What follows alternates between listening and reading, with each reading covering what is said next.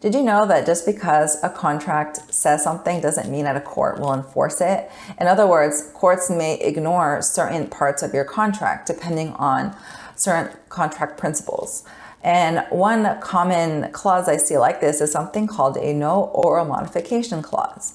This clause says something to the effect of, this contract can only be modified in writing, or we can only change this contract if both parties sign in writing. And that's just non-enforceable. If there's ever a dispute where the two parties actually agreed orally, then the court will actually honor the oral aspect of the contract, even though the contract says that the contract can only be modified if both parties sign. So let's just say you are a business owner and the contract calls for you selling 100 pieces of your product for $1 each.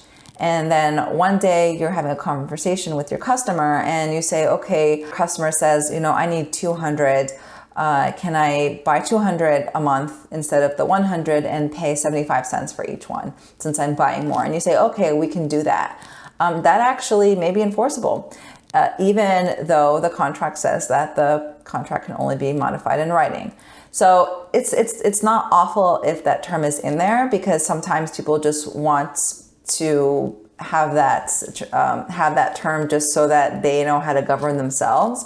But when it comes to a contract dispute, it's very important that both sides know that that's not necessarily enforceable. And so you never want to have this false sense of security, like, oh, even though I said this, even though I agreed to something over the phone, since I didn't sign it, I'm okay.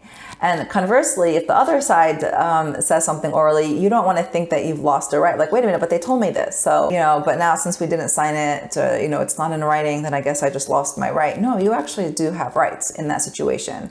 So this is why it's also important to have an attorney review your contracts, because an attorney can tell you that a certain clause is enforceable and what is not. If you found this helpful, please like this video and subscribe to my page.